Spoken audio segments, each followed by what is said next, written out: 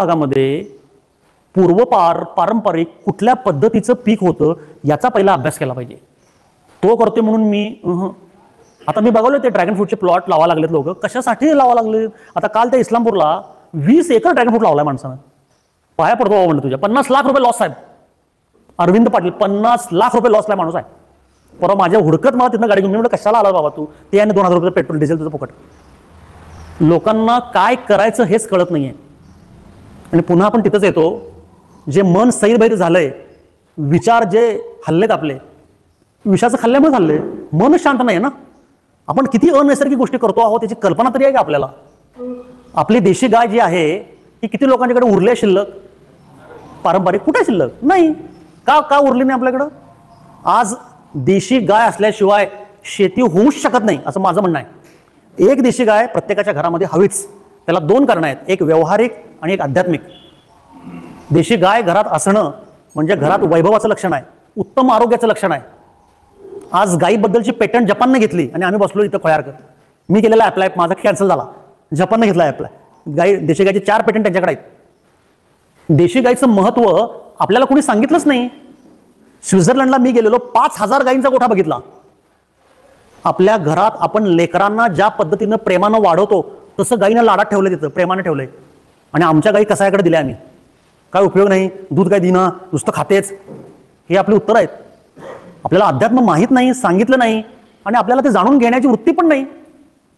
देशी गायचं इतकं महत्व आहे.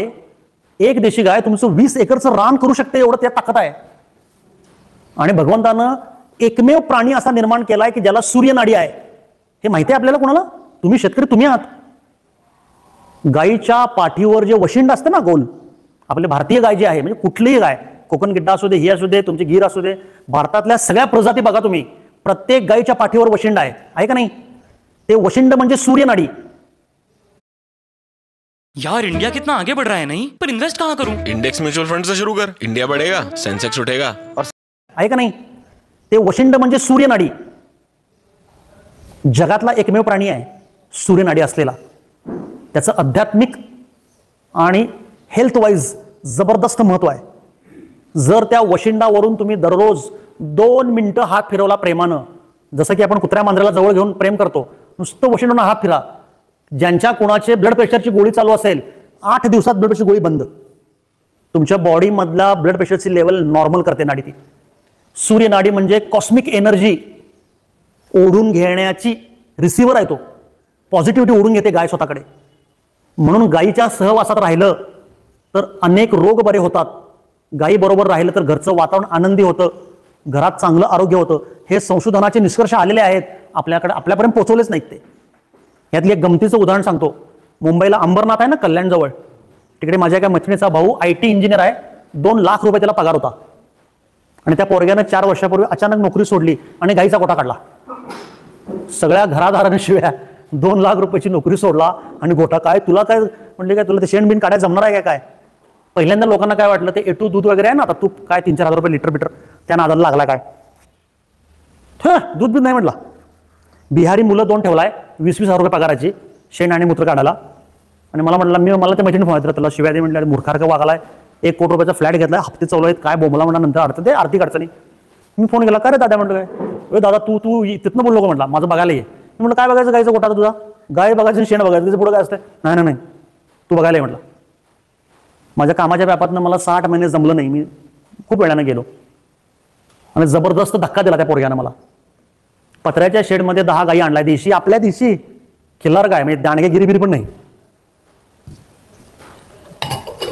BMW घेतलेला 5 सिरीज 60 लाख रुपयाची, AC ऑफिसमध्ये बसलाय.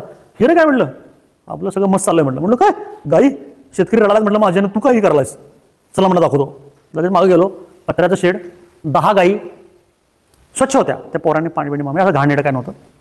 आणि त्या गायींच्या मध्ये झोपायची बाजली असतात की नाही, ती बाजली ठेवलेली. मी म्हटलं हे काय? माझ्याकडे पेशंट येतात म्हटला आणि नंबर लावून इथे झोपायला रात्री. म्हटलं काय? तुमच्यापेक्षा जोरात हसलेलो मी. पेशंट तुझ्याकडं? मुंबईमधल्या 10 हॉस्पिटलमधून कॅन्सर पेशंट रेफर त्याच्याकडे रात्री झोपायला. 3000 रुपये एका माणसाने एका रात्री झोपायला. 10 बेड होत्या. मला म्हटलं माझ्याकडे 2 महिने बुकिंग फुल आहे बघा आता पैसे देऊन. 12 लाख रुपये मिळते म्हटला. म्हणलं काय, कशाला 2 लाख रुपये नोकरी करू म्हटलं. 12 दादा बघ म्हटलं, इझी गाडी मिळेल, ओके. हे काय गमतीचा भाग सोडा. देशी गाईच्या गोठ्यात राहिल्यानंतर कॅन्सर बरा होतो हे समजून घ्या पहिला. जपानकडे आहे याचं पेटंट, तेच मी अप्लाय करायला गेलेलो, पहिला फटक्यात माझं पेटंट उडालं. कॅन्सर बरा होतोय गाईच्या गोठ्यात राहिल्यावर. कुठे आहेत आपल्या गाई? आपल्या गाई गेल्या स्वित्झर्लंडला, उरलेल्या गेल्या कसायाकडं. आणि आम्ही कुठल्या आणल्यात? HF, लई दूध देते, पाटीला वॉशिंग्टन काही नाही.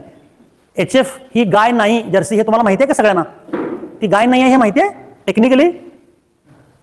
प्रयोगशाळेमध्ये तयार केलेला कृत्रिम जीव आहे तो. गाय म्हणजे ती HF म्हणजे डुकराचं जीन्स आहे त्याच्यामध्ये. सर्च मारून बघा गुगलला. मी जे बोलायला लागलो सगळं सर्च मारून बघायचं. निम्म डुक्कर आहे ते, घरात आणून ठेवलंय आणि त्या दुधातनंच हे डायबिटीस ब्लड प्रेशर सुरू आहे, कॅन्सर. लई दूध द्यायला म्हणून आणून आपण चालू आहे.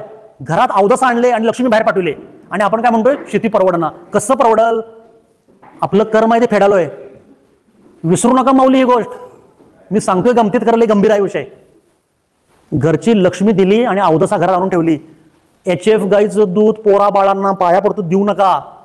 परवा मुंबईला दादरला 10 वर्षाखालील वयांच्या मुलांचा सर्वे केला ABP माझानं. 10,000 मुलांची हेल्थ तपासणी केली.